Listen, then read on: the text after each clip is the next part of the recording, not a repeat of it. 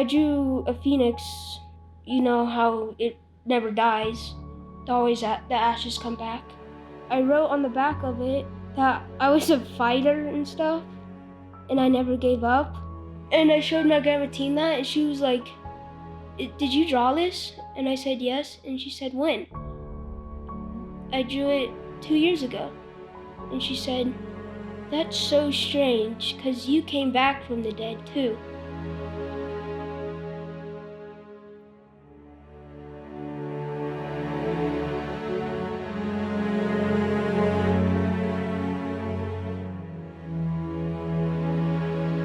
The phoenix made me think of like how I survived and how it meant something, how I came back as a new person, a new perspective,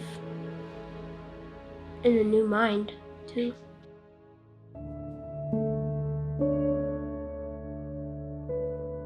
It was Father's Day 2017.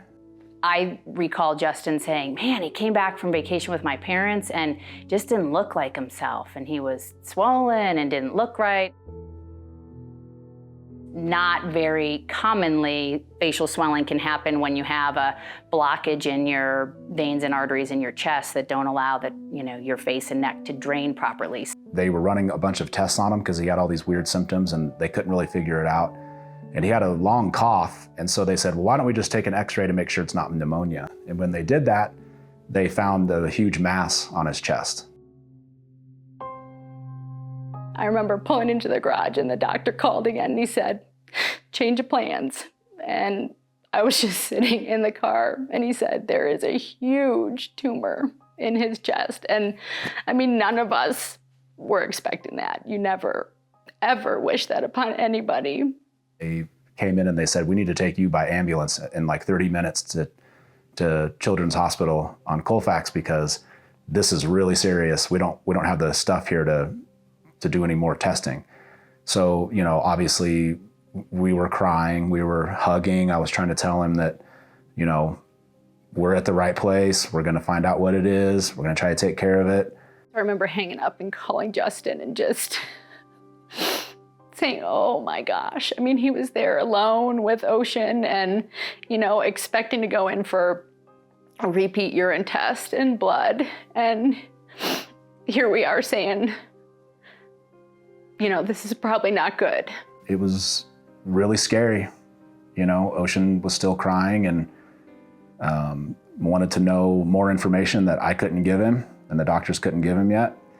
And I just remember Justin stepping out of the room and saying, "Please tell me he's not gonna die. Please tell me this is gonna be okay." I think that was probably the first time we started talking about, hey, this is reality. 20 minutes into being told you have a huge mass on your chest, but we don't know what it is yet. I think that was the first time he and I talked about, this can go one of two ways. You can either, kick cancer in the butt, or you can, really feel sorry for yourself and wonder how this is happening and be afraid. I remember he was laying on the bed on the gurney in the ambulance, and he turned at me and he just said, "I'm gonna kick cancer right in the balls, Dad. I'm gonna do it. I'm gonna wreck it like a boss," is what he said, actually. He's diagnosed. He still looks like Ocean. He's acting like Ocean. He knows he's got a fight Justin's set to do, outpatient chemo. He's got the schedule. He can fight this, we can do this. And then a month and a half into this, he gets super sick, super, super sick. He had sepsis, who went into septic shock. All of his organs shut down for 30 seconds, a minute, however long it was. They had to resuscitate him in the emergency room. Justin asked the question. He said, if my son is going to die, will they give me an opportunity to say goodbye? The main doctor that was working on Ocean comes in and she pulls down her mask and she gets right in my face and she was like, "We have Ocean on full heart medicine. We have him on basically everything we can give him." And I was like, "Oh, okay, good." She was like, "Well, it's not working. So you need to come talk to your son, because the only thing we have left after this would be chest compression CPR." and you can only do that for so long. So he was at the end. So I went in there and I kissed him on his head and actually didn't say goodbye. I just said, I love you, and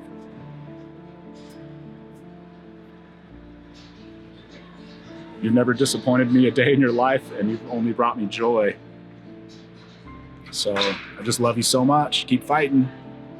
By this time, I've dumped my work on my assistant's desk and said, get this to Mike, my boss, I'm out of here. Right. So I'm driving up I-70 between Saline and Denver, fast enough to try to make it in like 4 hours, but not so fast I'm going to get pulled over and arrested. Right. So I'm driving between 90 and 95 most of the time. And all of a sudden it just possessed me to start praying specifically. And I remember just praying over and over and over. And then Justin said somebody else, whether it was Michael, the pastor, or the chaplain, was praying that you are the breath of life. And so breathe life into him right now.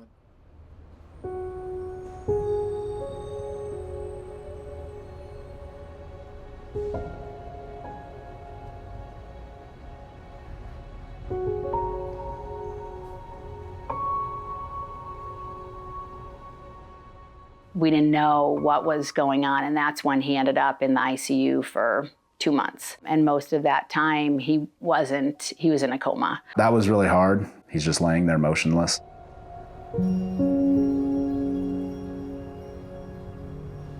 And those were tough days. Coming from my house with my kids who were like living and thriving, and walking into a room and seeing this kid just tubes everywhere and beeps everywhere. I remember the room just being dark all the time, and it's hard when you're helping care for someone who isn't there.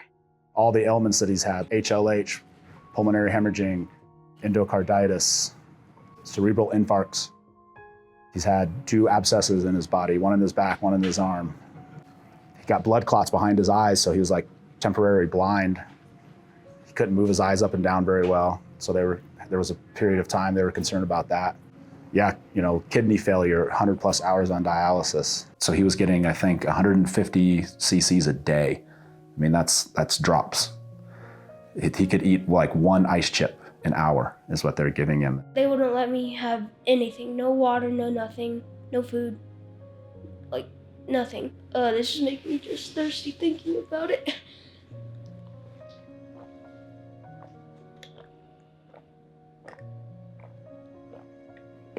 Oh, much better.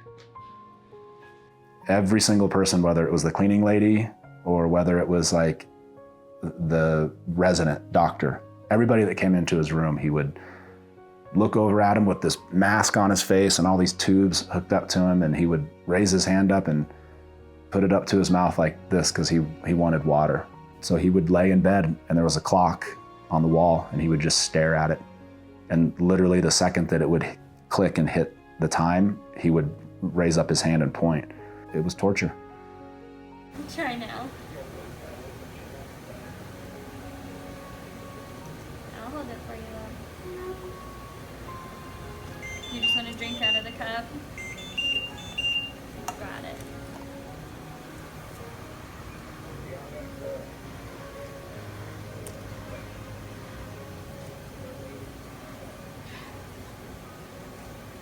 You know how in dreams, like, you're trying to chase something or you're trying to run away, but you just can't do it?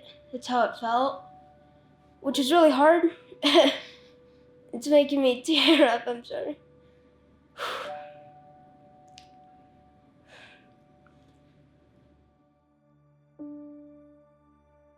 I had to relearn how to do everything. My dad has videos of me, like, taking my first steps. That was crazy. When he was in the ICU for so long, it actually started out much smaller. It was, am I ever going to get out of this bed again? And then once he could sit up and move to a different chair, that was 1 day's worth of physical therapy. And when the sun came out, he jumped with joy. Yippee! From that It went to, am I ever gonna walk again? He had to relearn how to walk. From there, it went to, am I ever gonna be able to go outside again, Dad? Am I ever gonna leave this hospital? I used to build forts in my backyard when my dad cut down the trees for the summer.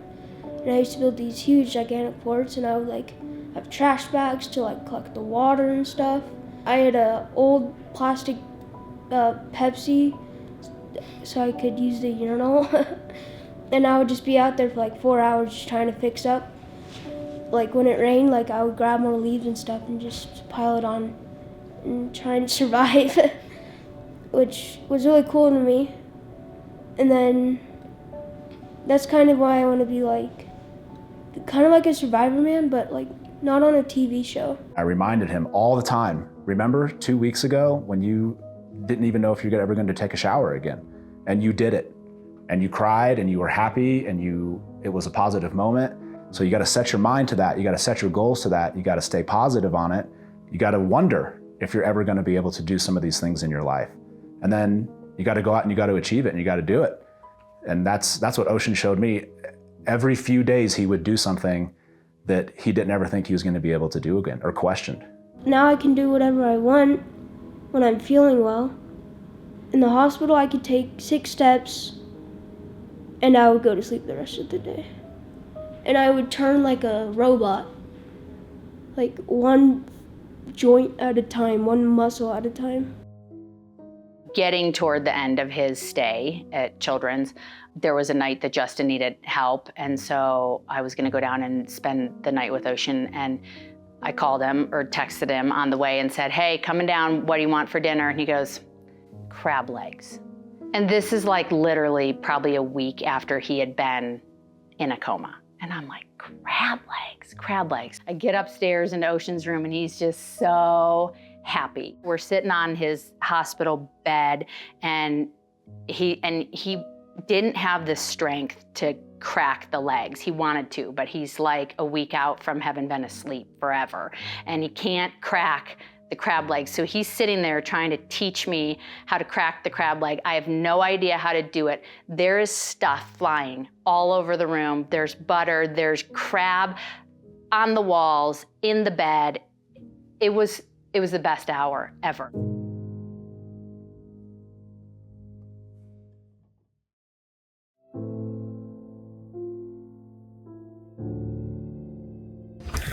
Hey. Hello. Here's your last treatment. Yeah. Awesome. Nice work. You gonna ring the bell and have a good summer? Yes. Yes. Probably the best. Best summer ever. We have bells on the inpatient units and the outpatient unit, so it means he has completed his treatment. While he will always have things, to watch out for health-wise and to take care of himself, he's really overcome some of the biggest stuff, and so he gets to ring this bell in celebration of that and acknowledgement of all that he's been through and all that he has overcome. Hi. I was trying to find somebody to get a hold of you, but Ocean has a fever. Oh, I'm sorry. So they took cultures and they're gonna, most likely they'll admit, we're canceling the bell ringing.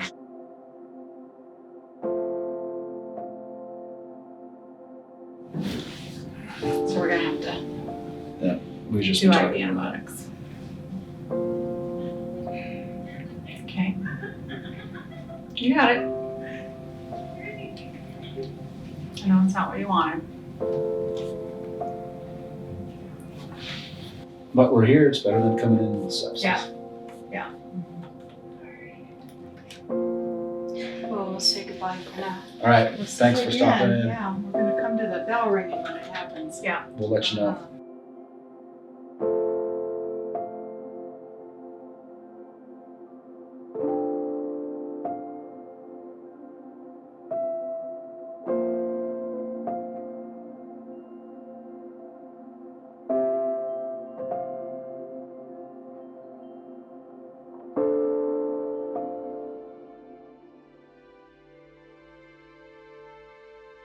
At 3 o'clock, an hour before the bell rings, I'm at work and I get the text saying, Ocean's got a fever 102.5. And it just continues to this day. I mean, here we are, kind of sort of supposed to be done, getting his counts up, waiting until maintenance to start, and he gets a fever, Of course he does, because why not just throw one more wrench? I mean, I feel like that is how it has been for Ocean all along. Turns out he has E. coli, which is just a bacteria that everybody has in their stomach, but since he's neutropenic, he doesn't have any white cells to fight it. 2 more days, I would have probably been in sepsis, in an ambulance. Probably in the PICU right now, hooked up to all these machines. And I wouldn't be able to drink, because they don't want anything to be wrong with my kidneys or anything functioning in my body, my intestines or anything, which really sucks. He needs to get to a place where he doesn't hate the hospital. He's not afraid of being here. This is a place you come to get well, even though it hurts sometimes, It shouldn't be a place that he's so afraid to be that he would hide an ailment or not tell the truth about how he's feeling or something, so. You feel like you're gonna have a fever? Do you want me to wait? Yeah. I don't have to do it. It's okay, but it's not gonna make you have a temperature. I did last time when everybody came in the room. Yeah. I just need a... No, I'm not gonna, I won't even take it. It's fine. Okay. Alright? It's just getting all of this out. No, you're okay with it. I'm gonna let the night shift take your temperature. Okay. Okay. I just need to cool down. Okay. If you're gonna do it.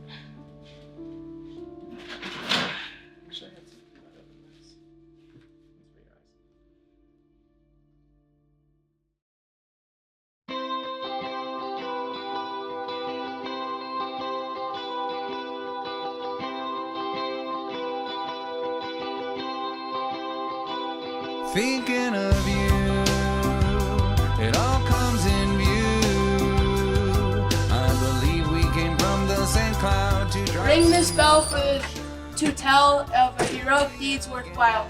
Your treatment is done. The battle has been won. Now it's time to smile.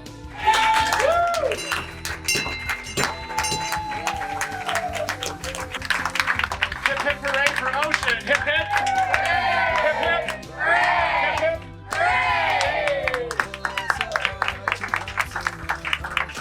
And Ian Claire, my daughter, who survived with us.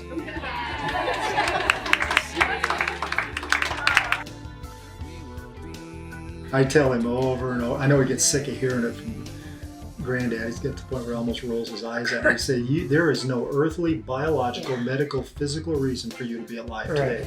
God has his hand on you, and you need to spend the rest of your life figuring out why. Ask you what you gonna do. Ocean's apart, but I know no one else will do. 2 drops in the ocean. Just go with the motion, dear. We'll meet up. We saw a miracle happen. We saw it. He was gone and then he came back. And everything the doctors could do, they had done. She told me to come say goodbye.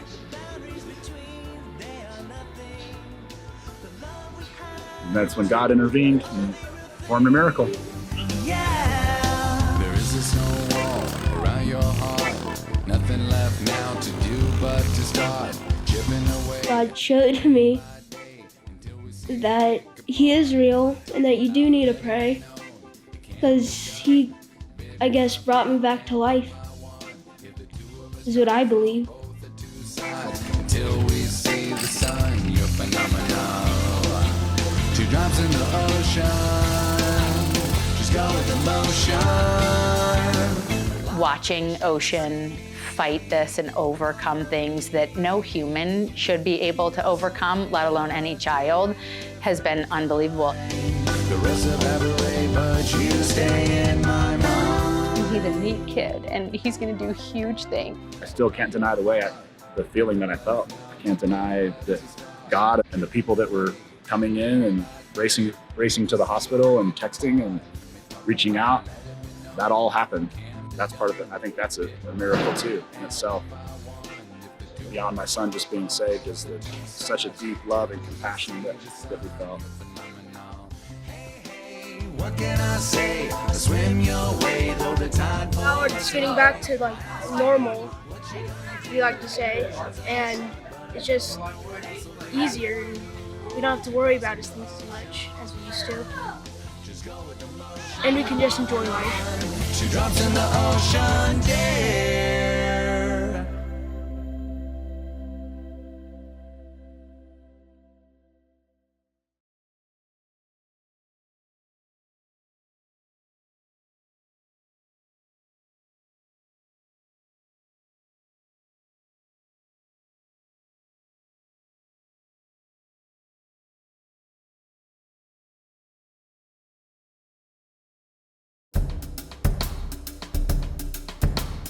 I drew a phoenix, you know how it never dies, the ashes come back. I felt like I had a childhood, but the childhood was very fast. I can look back and think about all the things that happened to me, and I can look back and how it affects my life and how I'm becoming a better person because of this experience.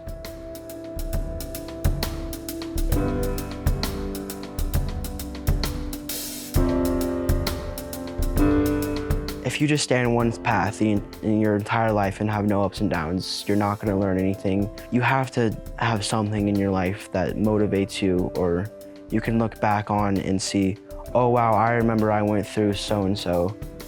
And for me it was cancer, and I can look back on that when I'm older and be like, I went through this so I can go through anything else, basically, is my mindset. Like if I lose my job when I'm older or something, like I can look back and be like, everything is going to be fine, because God always provides for you and wants something for you.